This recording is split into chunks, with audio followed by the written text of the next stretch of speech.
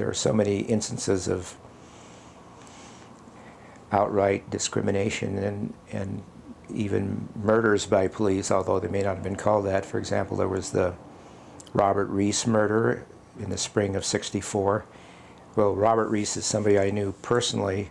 I knew some of his family more, but I don't know if you know the story. They were dining in this Chinese restaurant, and these two whites, what was Robert Reese and another black man, were dining there, and these two whites started making derogatory remarks. They were wearing like flowered shirts and so on, but then they got a look at the lower part of their dress, and it was police pants and regulation police Oxfords and so on.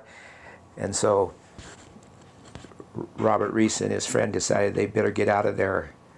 This is after they confronted these guys verbally, and then realized that this was not a thing to do. And as they ran from the restaurant, one of them pulled out a gun and shot Robert Reese in the back. Now, Robert Reese was, he wasn't just a newcomer to Seattle. He was from a pioneer Seattle family that had, farmed out in the Bothell area around the turn of the century, and his uncle was,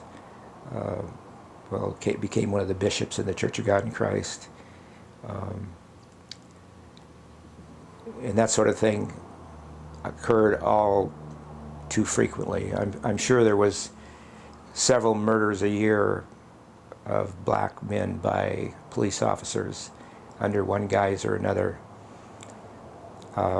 And subsequently it came out, in the newspaper 5-10 years later about all the corruption from the police chief on down that aided and abetted this sort of behavior.